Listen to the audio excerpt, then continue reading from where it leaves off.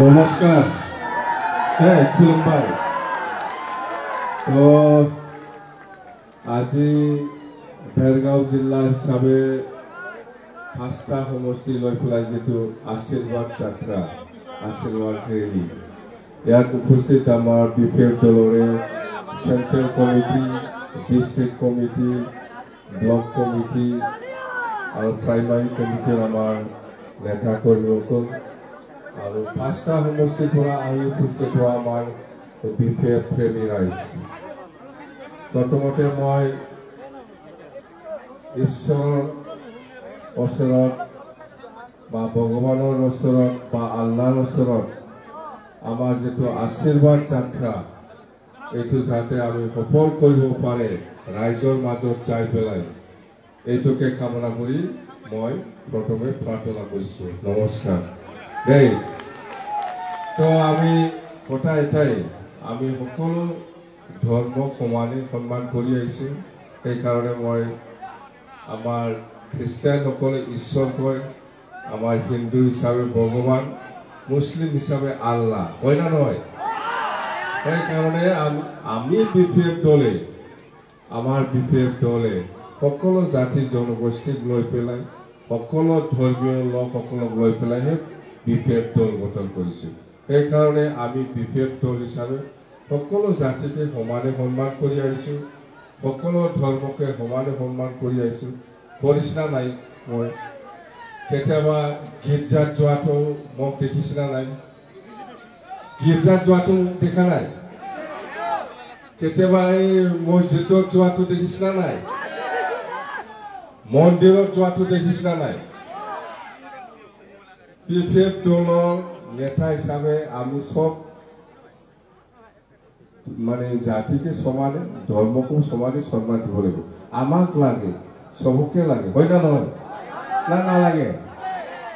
সবকে লাগে, সব জাতিকে লাগে, সব ধর্মীয় মানুষকে লাগে। আর আমি এই উদ্দেশ্যে আমি বিপেএফ দলে সকলো জিলাত একবার ৰাইজৰ আশীৰ্বাদ বিচাৰি আমি এই যাত্ৰাটো কৰিছো।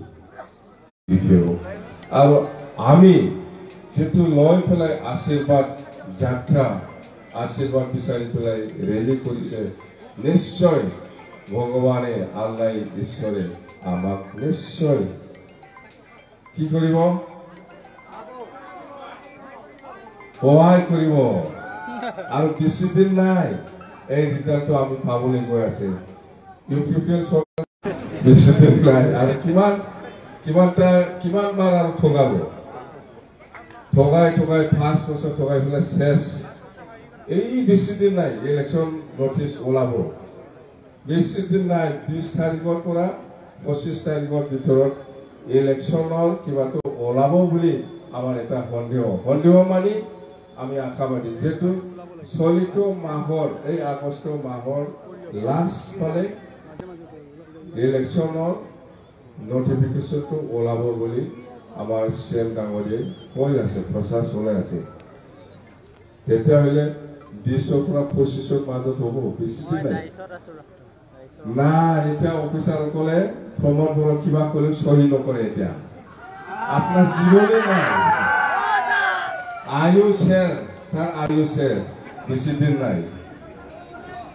এই আয়ু শেষ হ'বলৈ গৈ আছে। ইয়াত যদি কোনোবা অফিচাৰ বা কোনোবা কেৰাণী বা কোনোবা পিয়নে যদি ধাৰ কথা লৈ পেলাই যদি কাম কৰে, এতিয়াতো ফাঁচি যোৱাৰ বেলেগ আৰু নাই, ফাঁচি যাব।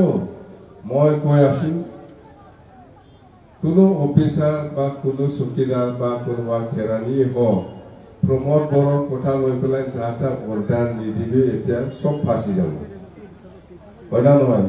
আহি আছে চৰকাৰ আমাৰ, প্ৰমোদ বৰটো 15 দিনহে আছে, আৰু 15 দিনৰ ভিতৰতে শেষ। বুঝলো?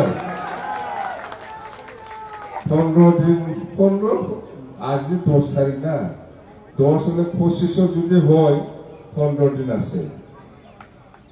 15 দিনত কিমান হাজাৰ মানুহক 2 লাখ টাকা দিব ওলাইছে মন্দিৰ মছজিদ। এনেকুৱা ঠগাই। অলপ আগত আমাৰ ৰিঞ্জয় বড়ো ডাঙৰ মন্দিৰত 2 লাখ টাকা দিম, গির্জাত 2 লাখ টাকা দিম বা মসজিদত 2 লাখ টাকা দিম বুলি ঠগাব পাৰাটো ইমান শয়তান, কিমান শয়তান হ'ব পাৰি। চাওকচোন, এনেকুৱা ঠগাই মানুহক 2 লাখ টাকা দিব বুলি। 2 লাখ টাকাটো চেকটো ব্লেংক, 2 মাহ পিছত পাব। 2 মাহ আপনার আয়ু নাই, 15 দিনে আর 2 মাহ পিছত ইমানলৈকে ঠগাব পাৰে। আপনি চাওক, এতিয়া বড়োলেণ্ড মুভমেণ্টৰ শ্বহীদসকলৰ যিটো 5 লাখ টকা পাব লাগে, পাই আছে, আমিও দি আহিছো আৰু বাকী আছে। এইটোকে 5 লাখ দি পেলাই 2 লাখ 3 লাখ দিছে। এইটো কিমান ডাঙৰ কাম কৰিব পাৰে চাওকচোন। শহীদৰ পইচাটো 5 লাখ বড়োলেণ্ড মুভমেণ্টৰ যিসকল শ্বহীদ হৈছে ইহঁতৰ নামত 5 লাখ টাকা আমি দি আহিছো আৰু দিব লগা বাকী আছিল। এই পইচাটো আহিছে, এতিয়া এই 5 লাখ দি পেলাই 2 লাখ 3 লাখ দি পেলাই 2 লাখটো খাই আছে। এতিয়া শ্বহীদৰ পইচা খোৱা মানুহ, ইয়াৰ ওপৰত কিয় বিশ্বাস কৰা যায়? কিবা কাম কৰিব পাৰিব সি? ক'ত পৰা সাহস পালে? শ্বহীদৰ পইচাটো খাব কাৰণে ক'ত পৰা সাহস পালে? কোনে সাহস দিছে? 5 লাখ দিব লাগে, ইয়াৰ ভিতৰত 3 লাখ দি পেলাই 2 লাখটো ক'ত? কি কৰিছে? 2 লাখটো আহিছে 5 লাখ কৰি একজনৰ নামত, 3 লাখ দি পেলাই 2 লাখটো কি কৰিব বিচাৰিছে প্ৰমোদে? এতিয়া নাই, সময় নাই, 15 দিন বাকী আছে।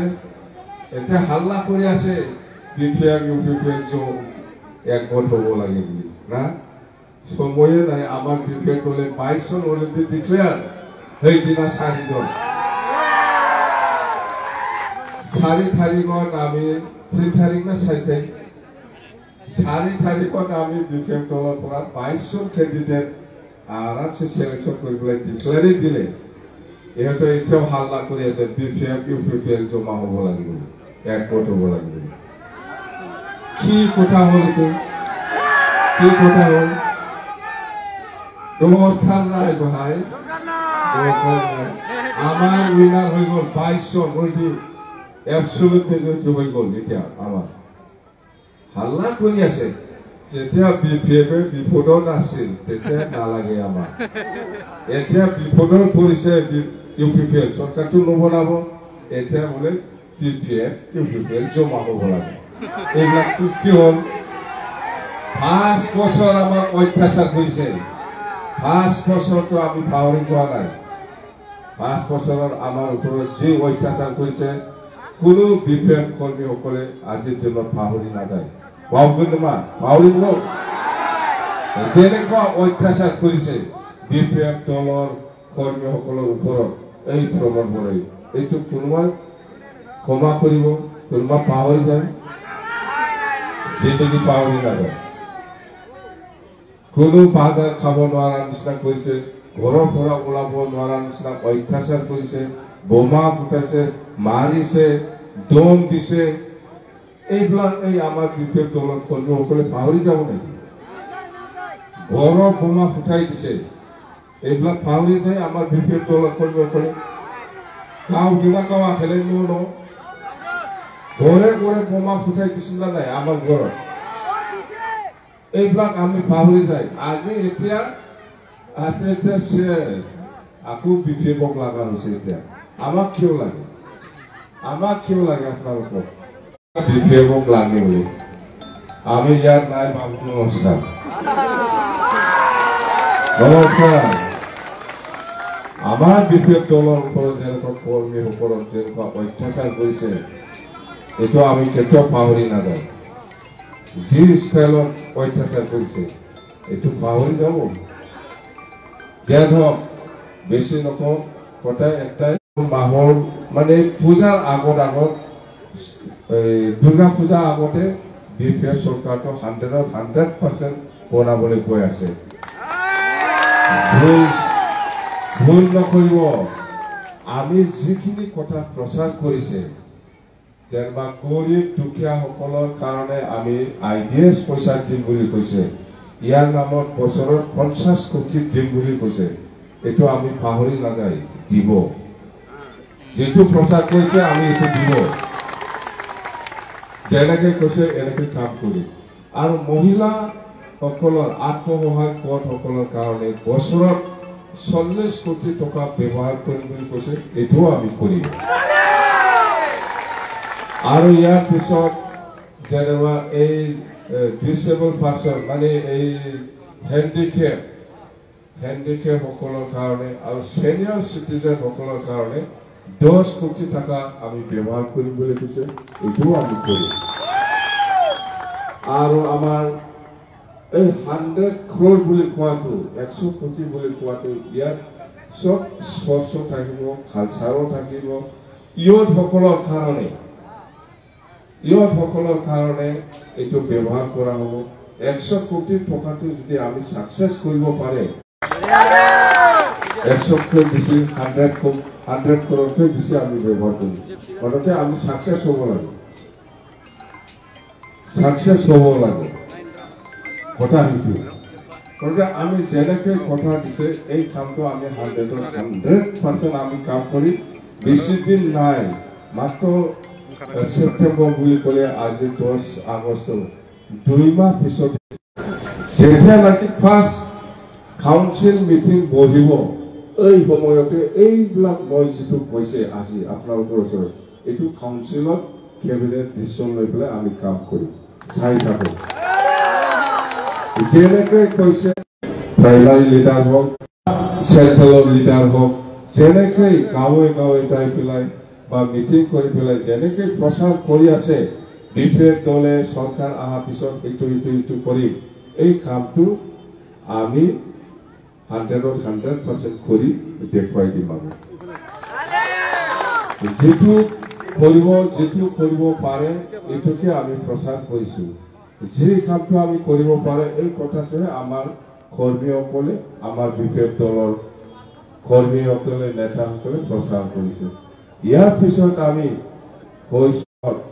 কৈছে সবে বহুত বড়ো হওক মুছলিম হওক আদিবাসী হওক বেংগলী হওক ৰাভা হওক গাৰো হওক নাথযোগী হওক সূত্ৰধৰ হওক শৰণীয়া হওক বা আদিবাসী বেংগলী হওক বহুত মানুহে খাস মাটিত বহি পেলাই আছে এই সকলক মাটিৰ পাট্টা প্ৰদান কৰিম বুলি আমি প্ৰচাৰ চলাই আহিছোঁ এইটো আমি